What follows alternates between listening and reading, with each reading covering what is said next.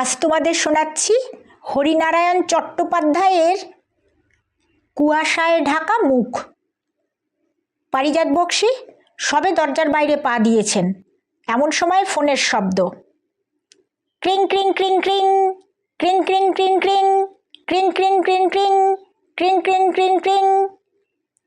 এ সময় আবার কে ফোন করছে? অবশ্য পারিজাত বক্সীর কাছে ফোন করার কোনো সময় অসময় নেই, থাকতে পারেও না। মানুষের বিপদ তো আর দিনক্ষণ বুঝে আসে না। পারিজাত বক্সী ফিরে গেলেন। ট্র্যাডল থেকে ফোনটা তুলে কানের কাছাকাছি নিয়ে যেতেই বাজখাই কণ্ঠ শুনতে পেলেন। পারিজাত বাবু আছেন? চেনা কণ্ঠস্বর, এ কণ্ঠ কানের ভিতর দিয়ে মরমে যেতে দেরি হয় না। আছি এবং কথাও বলছি। পারিজাত বক্সীর মোলায়েম স্বর। কোথায় থাকেন মশাই? আধ ঘন্টা ধরে ফোন বেজে যাচ্ছে। যার কণ্ঠ তিনি ভবানীপুর থানার অফিসার ইনচার্জ মহিম রুদ্র। এমন সার্থক পদবী লোক সচরাচর দেখা যায় না। প্রশ্নটা এড়িয়ে পারিজাত বক্সী বললেন, কি ব্যাপার বলুন। ব্যাপার গুরুতর, আসতে পারবেন একবার? একটু দেরি হবে। কত দেরি? একবার ফরেন্সিক ডিপার্টমেন্টে যাব, অসিতবাবু তলব করেছেন। কতক্ষণ লাগবে তা জানি না। যতক্ষণই লাগুক মশাই, আমি অপেক্ষায় থাকব, চলে আসবেন। পারিজাত বক্সী জানেন ফোনে মহিম রুদ্র এর বেশি একটি কথাও বলবেন না। কেসের সম্বন্ধে তিনি সামনাসামনি ছাড়া কিছু বলেন না। ফোন নামিয়ে রেখে পারিজাত বক্সী বেরিয়ে পড়লেন। ফরেন্সিক ডিপার্টমেন্ট থেকে পারিজাত বক্সী ছাড়া পেলেন 12টা নাগাদ। সেখান থেকে সোজা ভবানীপুর থানা। ঢুকতেই কল্যাণ সোমের সঙ্গে দেখা হলো। চালের চোরা কারবারিদের নিয়ে ব্যস্ত। কল্যাণ সোম মহিম রুদ্রের সহকারী, কিন্তু স্বভাবে একেবারে বিপরীত। পারিজাত বক্সীকে দেখে উঠে দাঁড়িয়ে বলল, স্যার আপনার জন্য অনেকক্ষণ থেকে অপেক্ষা করছেন। একেবারে ভিতরের ঘরে গিয়ে দেখল মহিম রুদ্র অস্থিরভাবে পায়চারি করছেন, হাত দুটো পিছনে। আমি এসে গেছি মিস্টার রুদ্র। বলার অপেক্ষা না করে পারিজাত বক্সী নিজেই একটা চেয়ার টেনে নিয়ে বসে পড়লেন। উদ্ধার করেছেন বলেই মহিম রুদ্র নিজেকে সামলে নিলেন। গলার স্বর খাদে নামিয়ে বললেন, একেবারে বেলা কাবার করে এলেন। পারিজাত বক্সী কোনো উত্তর দিলেন না। মহিম রুদ্র নিজের চেয়ারে বসলেন। সামনের টেবিলের উপর দুটো হাত রেখে বললেন, আর 3টে বছর কাটিয়ে দিতে পারলে বাঁচি মশাই, আমার আর এক্সটেনশনের দরকার নেই। কি হলো? কি হলো না তাই বলুন। রায়বাহাদুর অতুল সিংহের মেয়ে মারা গেছে। পোস্টমর্টেম রিপোর্ট বলছে বিষক্রিয়ায় মৃত্যু, কিন্তু বিষ এলো কোথা থেকে, কে দিল, কিছুই বোঝা যাচ্ছে না। মেয়েটির বয়স কত? বছর 12। তাহলে ব্যর্থ প্রেমের প্রসঙ্গটা অনায়াসেই বাদ দেওয়া যায়। অবশ্য আজকালকার মেয়েরা 12তেই ঝানু হয়ে যাচ্ছে। কিন্তু এ মেয়েটি খুবই খিনজিবি, সেরকম কিছু মনে হচ্ছে না। মাত্র পরশু ব্যাপারটা ঘটেছে। এর মধ্যে সহকারী কমিশনারের 3বার ফোন এসেছে কেসটার সম্বন্ধে। অতুল সিংয়ের সঙ্গে কমিশনারের আবার খুব দহরম মহরম। আচ্ছা ঝামেলা মশাই। কেসটা গোড়া থেকে আমাকে বলুন তো। পারিজাত বক্সী চেয়ারে হেলান দিয়ে চোখ বুঝলেন। শুনুন তাহলে। মহিম রুদ্র র্যাক থেকে একটা ফাইল টেনে নিয়ে চোখ বুলিয়ে নিয়ে বলতে শুরু করলো, অতুল সিংহের বাড়ি টার্ফ রোডে। একসময় অভ্রপতি ছিলেন, লোকে বলে মাইকা কিং। নিজেই সব দেখাশোনা করতেন। একটি ছেলে, একটি মেয়ে। ছেলেটি বিলাতে স্কেটিং করতে গিয়ে বরফ ফেটে মারা গেল। সেই শোকে 1 মাসের মধ্যে অতুল সিংহের স্ত্রীও মারা গেলেন। অতুল সিং বাতে পঙ্গু হলেন। কারবার এক গুজরাটিকে বিক্রি করে বাড়িতেই বসে রইলেন। সম্বল ওই মেয়েটিকে দেখবার জন্য নবদ্বীপ থেকে দূর সম্পর্কের এক বোনকে নিয়ে এলেন, বিধবা বোন। একটা কথা, মেয়েটি লেখাপড়া করতো না? না, স্কুলে যেত না, বাড়িতে এক দিদিমণি পড়িয়ে যেত। তারপর রোজ সকালে অতুল সিংহ দুপায়ে বাঘের চর্বি মাখতেন বাতের জন্য। সেই সময় মেয়ে রোজ কাছে বসে থাকে। সেদিন মেয়েকে দেখতে পেলেন না। বোনকে ডাকলেন, নেহার, মলিকে দেখতে পাচ্ছি না, ঘুমোচ্ছে? এখনো ঘুমোচ্ছে? অতুল সিংহ দেয়াল ঘড়ির দিকে দেখল, 9টা বেজে গেছে। 9টা বেজে গেছে, এখনো ঘুমোচ্ছে? শরীর খারাপ হলো নাকি? চেয়ারের পাশ থেকে মোটা লাঠিটা তুলে নিয়ে অতুল সিংহ বোনের সঙ্গে মেয়ের দরজার সামনে এসে দাঁড়ালেন। দরজায় আস্তে আস্তে ধাক্কা দিয়ে বললেন, মলি, মলি, অনেক বেলা হয়ে গেছে মা, উঠে পড়ো। কোনো সাড়া নেই। নিহার মলির পাশের ঘরে শুতো। 2 ঘরের মধ্যে যাওয়া আসার দরজা আছে। অতুল সিংহ সেই দরজা দিয়ে মেয়ের ঘরে এসে দাঁড়ালেন। মলি বিছানায় শুয়ে, তার শোয়ার ভঙ্গিটা অতুল সিংহের ভালো মনে হলো না। তিনি মেয়ের কাছে এসে একটু ঝুঁকেই চিৎকার করে উঠলেন। ডাক্তার এলো, পাড়ার ডাক্তার, জানিয়ে দিল মলি আর বেঁচে নেই। তারপর থানায় খবর এলো। আমরা গেলাম, আমাদের করণীয় সব করলাম।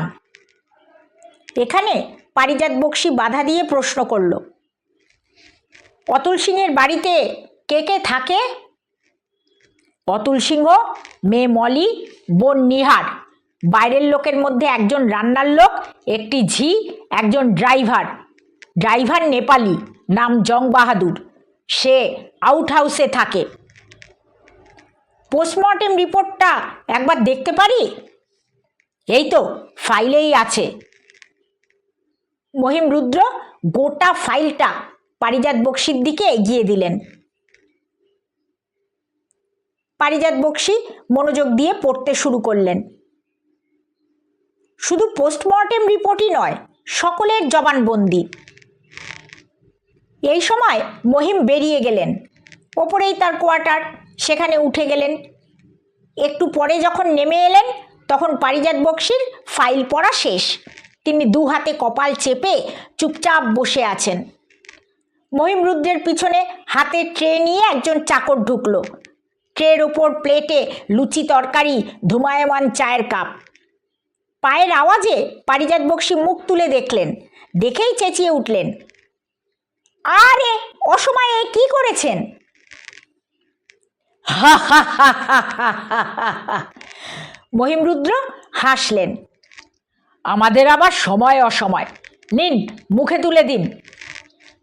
খেতে খেতে পারিজাত বক্সী প্রশ্ন করলেন, আচ্ছা, ওই মেয়েই তো অতুল সিংহের সম্পত্তির একমাত্র অধিকারিণী ছিল, তাই না? মহিম রুদ্র ঘাড় নাড়লেন, হ্যাঁ তাই। সব হত্যাকাণ্ডের পিছনে একটা মোটিভ থাকে। এক্ষেত্রে মলির মৃত্যুতে লাভবান কে হবে? মানে মলি না থাকলে অতুল সিংহের সম্পত্তি কার পাবার সম্ভাবনা? মহিম রুদ্র এবার প্রশান্ত হাসলেন, সেদিকটা যে আমি ভাবিনি তা মনে করবেন না। খোঁজ নিয়ে জানলাম অতুল সিংহের ভাইপো সম্পত্তি পেতে পারে, কিন্তু সে থাকে পাটনায়, ব্যবসা করে, আজ 2 বছর এদিকে আসেনি। ঠিক আছে। খাওয়া শেষ করে পারিজাত বক্সী উঠে দাঁড়ালেন। আজ বিকেলে একবার অতুল সিংহের সঙ্গে দেখা করতে চাই, সুবিধা হবে? মহিম রুদ্র বললেন, আলবাত হবে। কটা নাগাদ? এই ধরুন 5টা, 5:30। ঠিক আছে, আপনি 4:30 নাগাদ এখানে চলে আসুন, একসঙ্গে যাওয়া যাবে। আমি বলে দিয়েছি আমার হুকুম ছাড়া ও বাড়ির কেউ শহর ছেড়ে যেতে পারবে না। পারিজাত বক্সী চলে এলেন। খাওয়া দাওয়ার পর নিজের লাইব্রেরিতে বসে টক্সিন সম্বন্ধে মোটা মোটা গোটা চারেক বইয়ের পাতা উল্টালেন।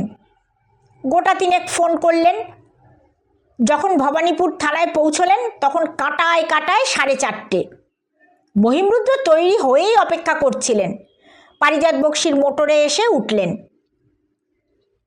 মোটর যখন সিংহ লজের সামনে এসে থামল তখন প্রায় 5টা। সাদা রঙের আধুনিক ডিজাইনের বাড়ি, সামনে বাগান, বড় লোহার গেট। মোটর গেট পার হয়ে ভিতরে গিয়ে ঢুকল। কলিং বেল টিপতেই একটা লোক এসে দাঁড়ালো। মহিমরুদ্রকে দেখেই তার মুখ শুকিয়ে গেল। বোঝা গেল এর আগে জেরায় জেরবার হয়েছে। বাবু আছেন? আগে হ্যাঁ। খবর দাও, আমরা একটু দেখা করতে চাই। চাকর ভিতরে গিয়ে একটু পরেই বেরিয়ে এলো। আগে আসুন। চাকরের পিছন পিছন দুজনে বসবার ঘরে এলো। মেঝের ওপর দামি কার্পেট, বৃহৎ আকারের সোফা সেট, সুদৃশ্য পেলমেট। শুধু গৃহস্বামীর অবস্থা নয়, তার রুচিরও নিদর্শন। একটু পরেই অতুল সিংহ ঘরে ঢুকলেন। মাথায় কাঁচায় পাকায় মেশানো চুল, চোখে হাই পাওয়ারের চশমা, হাতে লাঠি, বিষণ্ণ মুখের চেহারা। ভদ্রলোক যেন বিধ্বস্ত। মহিমরুদ্র পারিজাত বক্সীর পরিচয় দিতেই অতুল সিংহ এগিয়ে এসে পারিজাত বক্সীর দুটো হাত আঁকড়ে ধরলেন। আপনার কথা খুব শুনেছি। আপনি দয়া করে আমার মেয়ের মৃত্যুর ব্যাপারটার একটা কিনারা করে দিন। ফুলের মতন মেয়ে আমার, তার এ সর্বনাশ কে করবে? মেয়েকে আর ফিরে পাবো না জানি, কিন্তু তবু আততায়ীকে আমি চিনতে চাই। অতুল সিংহ যে খুব উত্তেজিত হয়ে পড়েছেন সেটা তার কথাবার্তাতেই বোঝা গেল। পারিজাত বক্সী চাপা অথচ দৃঢ় কণ্ঠে জিজ্ঞাসা করলেন, আপনার কাকে সন্দেহ হয়? আমার কাকে আর সন্দেহ হবে? নিজের কপাল ছাড়া আমি কাউকে দায়ী করি না। আপনার ভাইপোর সঙ্গে আপনার সম্পর্ক কেমন? ভাইপো মানে সুনীল, যে পাটনায় থাকে? তার সঙ্গে আমার কোনো যোগাযোগই নেই, এমনকি চিঠিপত্রেও নয়। তিনি তো ব্যবসা করেন। হ্যাঁ, শুনেছি ঠিকাদারি ব্যবসা। আপনাকে একটা নির্মল প্রশ্ন করছি, কিছু মনে করবেন না। এখন যা অবস্থা, আপনার অবর্তমানে আপনার স্থাবর অস্থাবর সব সম্পত্তির মালিক তো সুনীলবাবুই হবেন। তখনই অতুল সিংহ কোনো উত্তর দিলেন না। লাঠির ওপর মুখ রেখে কয়েক মুহূর্ত চুপ করে বসে রইলেন। তারপর আস্তে আস্তে বললেন, আইন অনুসারে অবশ্য তাই হবার কথা, কিন্তু তা হবে না। আমি স্থির করেছি আমার সব কিছু আমি এক ধর্মীয় প্রতিষ্ঠানকে দান করে যাব। ভাইপোকে বঞ্চিত করবেন? পারিজাত বক্সীর এ প্রশ্নের উত্তরে অতুল সিংহ নিজের দুটো হাত জোড় করল। মাফ করবেন, এ নিয়ে আমাকে প্রশ্ন করবেন না। পারিজাত বক্সী আর মহিমরুদ্র দৃষ্টি বিনিময় করলেন। তারপর পারিজাত বক্সী বললেন, একবার নিহার দেবীর সঙ্গে কথা বলতে চাই। অতুল সিংহ বাইরের দিকে মুখ ফিরিয়ে ডাকলেন, ভুবন, ভুবন। ভুবন বোধহয় কাছাকাছিই ছিল, শুকনো মুখে এসে দাঁড়ালো। আগে বাবু, পিসিমাকে একবার আসতে বল। মিনিট 15 পরই নিহার এসে দাঁড়ালো। বয়সের তুলনায় অনেক শক্ত সমর্থ চেহারা, ফিনফিনে ধুতি, সরু কালো পাড়, ধবধবে সাদা ব্লাউজ, শোকার্ত কিন্তু একেবারে মুষড়ে পড়া নয়। ঘরের মধ্যে ঢুকে একবার মহিমরুদ্রের দিকে আর একবার পারিজাত বক্সির দিকে দেখল। কোণের একটা চেয়ার দেখিয়ে পারিজাত বক্সি বললেন, বসুন। নিহার বসল, কোলের ওপর দুটি হাত রেখে। পারিজাত বক্সি প্রশ্ন করলেন, আপনি তো মলির পাশের ঘরেই থাকতেন। পাশের ঘর কেন বলছেন? বলুন, একই ঘর, মাঝখানে শুধু একটা কাঠের পার্টিশন। ভালো। মলি কিভাবে মারা গেল তা আপনি কিছু টের পাননি? একেবারেই না। সেদিন মলির কাছে কে কে এসেছিল মনে আছে? হ্যাঁ, মনে আছে বই কি, দাদা আর আমিই তো গেছি। ভুবন আর জং বাহাদুরও একবার গেছে। বাইরের কেউ না? না, বাইরের কেউ তো আসেনি। ভুবন কেন গিয়েছিল? ওভালটিন দিতে। মলি ঘুমোচ্ছে দেখে ওভালটিন ফিরিয়ে নিতে গিয়েছিল। আর জং বাহাদুর? জং বাহাদুর মোটরে করে অপেক্ষা করছিল। ভোরবেলা মলি বেড়াতে যায়, তবে দেরি দেখে খোঁজ করতে এসেছিল। আচ্ছা নিহার দেবী, শুনেছিলাম মলির ঘরের দরজা বন্ধ ছিল, এরা ভিতরে গেল কি করে? আমার ঘরের মধ্যে দিয়ে আমি খুব ভোরে উঠে ঠাকুর ঘরে যাই, আমার দরজা খোলাই থাকে। আপনি তো শুনেছেন মলির বিষক্রিয়ায় মৃত্যু হয়েছে? হ্যাঁ, দাদার কাছে শুনলাম। এদের ওপর আপনার সন্দেহ হয়? মোটেই না, এরা প্রায় বাড়ির লোকের মতন। ভুবন বহু বছর রান্নার কাজ করছে, ড্রাইভার জং বাহাদুরও খুব বিশ্বাসী। মহিমরুদ্রের দিকে ফিরে পারিজাত বক্সি জিজ্ঞাসা করল, একজন ঝি আছে না এ বাড়িতে? নিহার উত্তর দিল, শোভার মা, ঠিকে ঝি, সে দুবেলা বাসন মেজে ঘর ঝাঁট দিয়ে চলে যায়, তাকে এখন পাওয়া যাবে না। পারিজাত বক্সি উঠে দাঁড়ালেন, আজ তাহলে চলি, দরকার হলে পরে একদিন আসব। মহিমরুদ্র জিজ্ঞাসা করল, ভুবন আর জং বাহাদুরের সঙ্গে কথা বলবেন? আজ থাক, অন্য একটা কাজ আছে। পারিজাত বক্সি বেরিয়ে এলেন, পিছন পিছন মহিমরুদ্র। দরজা পার হতে গিয়েই পারিজাত বক্সি সামলে নিলেন, আর একটু হলেই হোঁচট খেতেন। ছোট আকারের কুকুর, চৌকাঠের পাশে শুয়ে, কুচকুচে কালো কুণ্ডলি পাকানো লোম, ঠিক যেন কালো তুলোর বস্তা। এত বড় বড় লোম যে চোখগুলো ঢাকা পড়ে গেছে। বেশ কুকুরটি তো। পারিজাত বক্সি কুকুরের উপর ঝুঁকে পড়লেন। অতুল সিংহ বললেন, রুবি মলির খুব ফেভারিট ছিল, ওর কাছেই থাকতো, ওই এক দেখাশোনা করতো। মলি চলে যাবার পর থেকে বেচারি কীরকম নিঝুম হয়ে গেছে। পারিজাত বক্সি রুবির লোমে হাত বোলাতে বোলাতে একবার ভ্রু কুঞ্চিত করলেন, তারপর বললেন, চলুন এবার যাওয়া যাক। পারিজাত বক্সি বাড়ি গেলেন না, ভবানীপুর থানায় এসে নামলেন। মহিমরুদ্রকে বললেন, মিস্টার রুদ্র, আপনাকে একটা কাজ করতে হবে। কি কাজ? কাল অতুল সিংহ আর নিহার দেবীকে যে কোনো ছুতোয় থানায় ডেকে এনে ঘন্টা দুয়েক অন্তত কথাবার্তায় আটকে রাখতে হবে। কারণ? কারণ আমি একবার ওদের ঘরগুলো সার্চ করতে চাই। সে তো সোজাভাবেই হতে পারে। তা হয়তো পারে, কিন্তু এটা আমি এদের জানতে দিতে চাই না। পারবেন তো? না পারার কি আছে, কিন্তু বাড়িতে তো আরও লোক থাকবে। ভুবন আর জং বাহাদুর তো? হ্যাঁ। অতুল সিংহ আর নিহার দেবী মোটরে আসবেন, জং বাহাদুর সঙ্গেই থাকবে, ভুবনকে আমি ঠিক ম্যানেজ করে নেব। তাই ঠিক হলো। পরের দিন মহিমরুদ্র অতুল সিংহকে ফোন করল। নিহার দেবীকে নিয়ে দুপুরের দিকে একবার আসতে হবে। আবার কি হলো? এলেই জানতে পারবেন।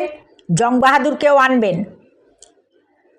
মোটরে যখন যাব তখন জং বাহাদুর তো সঙ্গে থাকবেই। ঠিক আছে, 12টা নাগাদ যাব। খবরটা মহিমরুদ্র পারিজাত বক্সিকেও ফোনে জানিয়ে দিল। ঠিক 12:30 পুলিশের পোশাক পরা, পাকানো গোঁফ, চোখে কালো চশমা এক ভদ্রলোক অতুল সিংয়ের বাড়িতে ঢুকলেন। কে আপনি? ভুবনের প্রশ্নের উত্তরে লোকটা বললেন, আমি থানা থেকে আসছি। অতুলবাবু তার শোবার ঘরের টেবিলে একটা কাগজ ফেলে গেছেন, সেটা নিতে এসেছি। আগে আসুন আসুন। ভুবন লোকটিকে নিয়ে অতুলবাবুর শোবার ঘরে ঢুকলো। আগে কোন কাগজ? ভুবন আর কথা বলতে পারল না। লোকটা তার নাকে একটা রুমাল চেপে ধরল। শরীর ঝিমঝিম করে উঠল। দু চোখে অন্ধকার দেখে মেঝের উপর লুটিয়ে পড়ল। লোকটা দ্রুত পায়ে নিহারের শোবার ঘরে ঢুকে খাটের তলা থেকে দুটো সুটকেস টেনে বের করলেন। পকেট থেকে চাবির গোছা বের করে একটার পর একটা লাগিয়ে দুটো সুটকেসই খুলে ফেললেন। খুঁজে খুঁজে কাগজপত্রগুলো পড়তে লাগলেন। তারপর একসময় নিঃশব্দে বাড়ি থেকে বের হয়ে পড়লেন। বিকালের দিকে অতুল সিংহ আর নিহার থানা থেকে ছাড়া পেলেন। কেন যে ডেকেছিল বুঝতেই পারলেন না। মামুলি কতগুলো প্রশ্ন। বাড়ি ফিরতেই ভুবন হাউমাউ করে উঠল। আগে সর্বনাশ হয়ে গেছে বাবু, ডাকাতি হয়ে গেছে। সে কি রে, কি বলছিস তুই? ভুবন সব বলল। কি হারিয়েছে, খোঁজাখুঁজি শুরু হলো। অতুল সিংহর একটা ঘড়ি পাওয়া গেল না, আর সব ঠিক আছে। আশ্চর্য কাণ্ড, তুচ্ছ দামের একটা ঘড়ির জন্য এত কাণ্ড। নিহার নিজের আলমারি, সুটকেস সব খুঁজে দেখলো, না কিছু হারায়নি, সব ঠিক আছে। দিন চারেক পর নিহারি বলল, দাদা, মলি যাবার পর থেকে রুবিটা কেমন যেন মনমরা হয়ে আছে। ভালো করে খায় না, কেবল থাবার উপর মুখ রেখে চুপচাপ শুয়ে থাকে। অতুল সিংহ উত্তর দিলেন, রুবি মলিকে খুবই ভালোবাসত। কুকুরটা বাঁচলে হয়। তুমি একবার ডেকে আদর করো না দাদা। ডাকবো। অতুল সিংহ বাইরের দিকে চোখ ফিরিয়ে ডাকলেন, রুবি, রুবি, এদিকে আয়। রুবি চৌকাঠের কাছেই শুয়েছিল। প্রভুর ডাকে প্রথমে মুখ তুলে দেখল, তারপর আস্তে আস্তে এগিয়ে এলো। আয় আয় আয় আয়। অতুল সিংহ সামনের দিকে ঝুঁকে পড়লেন। রুবি আরও এগিয়ে এলো, মুখ তুলে আবারও দেখল, তারপর লাফিয়ে অতুল সিংহের কোলে উঠে পড়ল। তার লোমের মধ্যে হাত বোলাতে বোলাতে অতুল সিংহ চমকে উঠলেন।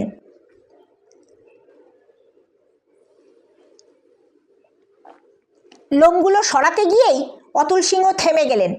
বাইরের জানলায় পারিজাত বক্সিকে দেখা গেল। অতুলবাবু সাবধান! অতুল সিংহ চমকে উঠতেই রুবি তার কোল থেকে লাফিয়ে নিচে নেমে পড়ল। সঙ্গে সঙ্গে পাশের ঘরে নিহারের আর্তনাদ। অতুল সিংহ ছুটে পাশের ঘরে গিয়ে দেখলেন মহিমরুদ্র দাঁড়িয়ে, দুজন পুলিশ নিহারের দুপাশে। কি হলো, কি হলো? অতুল সিংহ চেঁচিয়ে উঠলেন, এদিকে আসুন, আমি বলছি। অতুল সিংহ ফিরে দেখলেন পারিজাত বক্সির কোলে রুবি। মহিমরুদ্র নিহারকে নিয়ে জিপে উঠলেন। অতুল সিংহ পারিজাত বক্সিকে নিয়ে বসার ঘরে এলেন। প্রথমে একটা জিনিস আপনাকে দেখাই। পারিজাত বক্সি রুবির লোমগুলো ফাঁক করে দেখালো। খুব সরু একটা ফিতে দিয়ে বাঁধা একটা কাঠের বাক্স। এই বাক্সের মধ্যে হাইড্রোসায়ানিক গ্যাস ভরা। যেই রুবিকে কোলে নেবে সেই কৌতূহলের বশবর্তী হয়ে বাক্সের ডালাটা খুলবে আর সঙ্গে সঙ্গে মৃত্যুবরণ করবে। এইভাবেই আপনার মেয়ে মলির মৃত্যু হয়েছে। কিন্তু কে এ কাজ করলে? যে করেছে মহিমবাবু তাকে অ্যারেস্ট করে থানায় নিয়ে গেছেন। আমি তো ব্যাপারটা কিছুই বুঝতে পারছি না। শুনুন, আমি তাহলে বুঝিয়ে বলছি। নিহার দেবী আপনার দূর সম্পর্কের বোন। তার অতীত জীবন খুব কলঙ্কমুক্ত নয়। তার সঙ্গে আপনার ভাইপো সুনীলবাবুর খুব ঘনিষ্ঠ যোগাযোগ। সেলাইয়ের ক্লাসে যাবার নাম করে নিহার দেবী যে বাইরে যেতেন তা শুধুমাত্র সুনীলবাবুর সঙ্গে দেখা করার জন্য। ডাকাত সেজে একবার এ বাড়িতে হানা দিয়েছিলাম। নিহার দেবীর বাক্স তল্লাশি করে দুটো চিঠি উদ্ধার করেছি। অবশ্য পাছে নিহার দেবী সন্দেহ করেন তাই সে চিঠি দুটো আমি নিয়ে যাইনি, শুধু ফটোস্ট্যাট কপি করে নিয়েছি। এই হাইড্রোসায়ানিক গ্যাসের যোগানটা সুনীলবাবুই দিয়েছিলেন, প্রয়োগ পদ্ধতিও তার।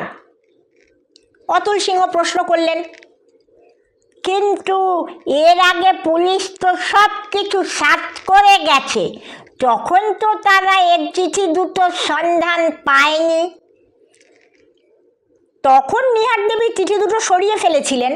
তারপর পুলিশের হাঙ্গামা মিটে যেতে চিঠি দুটো আবার বাক্সে রেখে দিয়েছিলেন। এই চিঠি দুটোই তার পরম অস্ত্র। এই দুটো চিঠির ভয়ে সুনীলবাবু তার প্রতিশ্রুত টাকা নিহার দেবীকে দেবেন। তারপর যখন সুনীলবাবুর কাছে খবর পেল আপনি সম্পত্তি কোনো ধর্মীয় প্রতিষ্ঠানে দান করে দেবেন, তখন আপনাকে সরাবার প্রয়োজন হলো। দানপত্র করার আগে আপনার মৃত্যু হলে উত্তরাধিকার আইন মাফিক সম্পত্তি সব সুনীলবাবুর পাবার পথে কোনো আর বাধা থাকবে না। সেই জন্য রুবিকে আপনার কোলে তুলে দেওয়ার ব্যবস্থা করা হয়েছিল। স্কাউন্ডেল, তার কি ব্যবস্থা করছেন আপনারা? আজ সকালে বিহারের পুলিশ সুনীলবাবুকে গ্রেপ্তার করেছে। এতক্ষণে বাংলার দিকে রওনা হয়ে গেছে। অতুল সিংহ পারিজাত বক্সির দুটো হাত আঁকড়ে ধরলেন। আপনি এক গভীর ষড়যন্ত্র থেকে আমাকে বাঁচিয়েছেন। আপনার ঋণ আমি জীবনে শোধ করতে পারবো না। পারিজাত বক্সি মুচকি হাসলেন। চলি অতুলবাবু, একবার থানায় যেতে হবে। মহিমরুদ্র অপেক্ষা করছেন।